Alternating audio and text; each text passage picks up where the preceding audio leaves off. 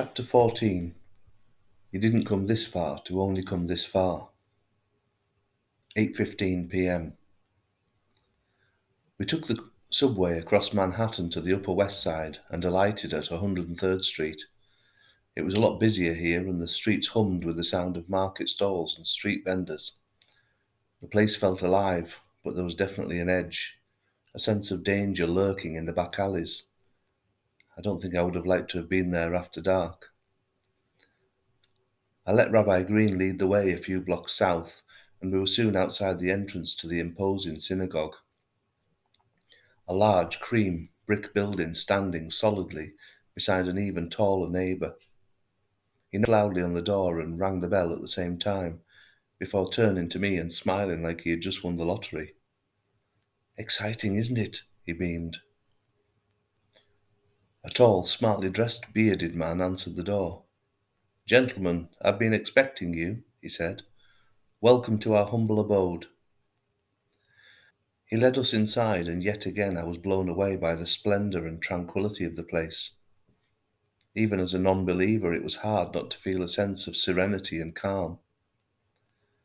After exchanging a few pleasantries, he gave us some exciting news, addressing this directly to the equally enthused Rabbi Green.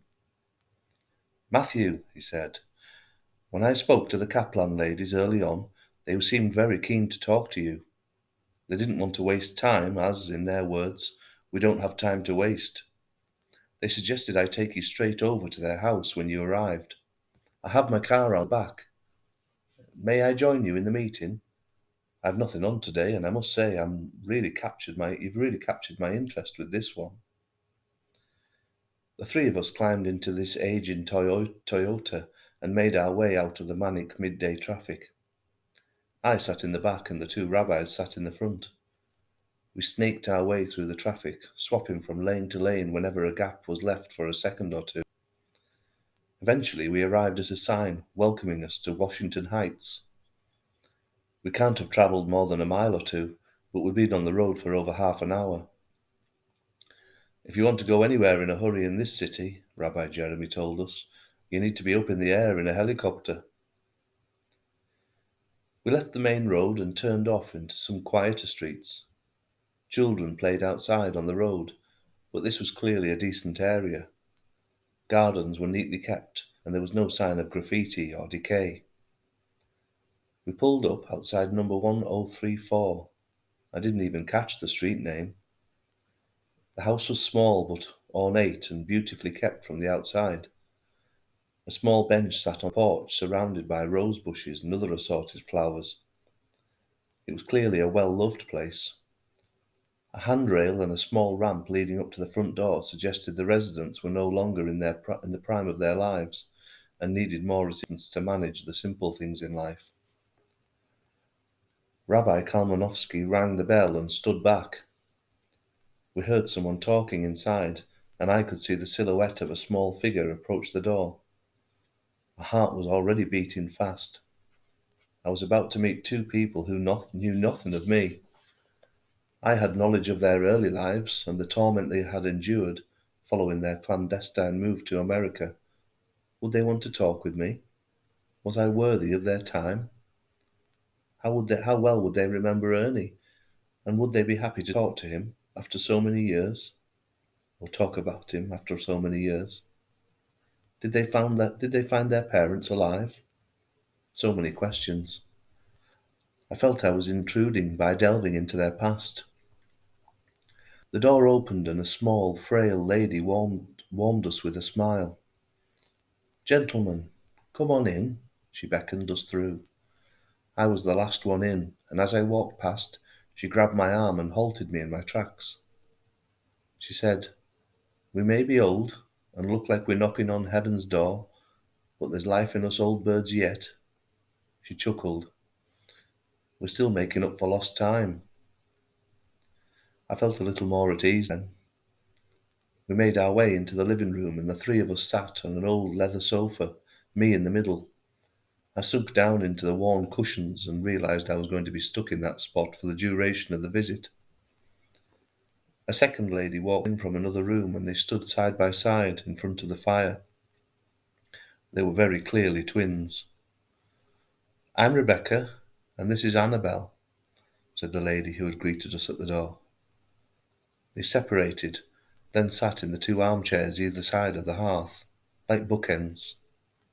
They looked at me, both of them at the same time, beaming. "Well, a man doesn't travel halfway round the world to visit Washington Heights for tourist reasons," Annabel said. "Why don't you tell us why you're here, young man?" Her accent was hard to decipher. American, yes, but with a hint of European. I explained why I was there and how I'd reached this point in my investigation. They wanted to know everything. I was there to question them, but I found I was babbling on for 15 or 20 minutes before I'd finished. I looked up to see both the old ladies smiling at me as tears ran down their cheeks. The two rabbis didn't say a word. They seemed to be appreciating the moment. It wasn't their stage. "God be with you, Paul," said Rebecca. "You are a man of integrity. I can see that." She was smiling again, and she held out her hand, and I reached forward and held hers. I didn't realize at the time, but I was crying too. With their permission, I clicked on the dictaphone. "You are referring to events a long, long time ago, and yet they seem as clear to us as though it were yesterday," whispered Rebecca. "You try and block out those awful times. You try to forget. Sometimes in busy moments you forget, but it always comes back to you. Especially at night, it always will. And we are the lucky ones." I kept hold of her hand. "We met Ernie at the DPC near Bergen-Belsen, as you know. By that time we'd lost all hope of seeing any family members again. We weren't stupid. Even at that age we knew the horror of the situation. We knew the chances of finding our parents alive were slim. I wouldn't say we'd given up all hope, but we were both distraught and lost. We were no more than children ourselves. It was a blessing that we met Ernie. It was our 5th time visiting the DPC, and although everyone was helpful, nobody really gave us time or listened to our story. We were just another number." Annabel continued. "It was so hard to describe the mood around the town at that time. We were hated. By the locals, by the Germans, by the Russians, anyone who considered us a threat. The British had liberated the camp, but we were still prisoners of sorts, and without anyone to help us. We were just two 11-year-old girls with decimated, disease-riddled bodies, trying to cope with the enormity of war. How we didn't break down, or worse, I will never know. We must have had the will, though, and the hope to fight on. Anyway, around that time we met Ernie. He wasn't like the others. He didn't just want to help. He really wanted to help. He wanted to help us believe again, to give us real hope. He wanted to make us realize life was worth living, even after everything we'd been through. Daniel, too. He had been through it all himself. He had lost his own family. He knew what we'd been through, and the two of them were our guardian angels. When he found out our parents were alive, that they had survived the camps and moved to America, we were just overwhelmed with joy. But the joy was offset by the realization that America was way out of our reach, and not just because of the physical distance from us. We were only children."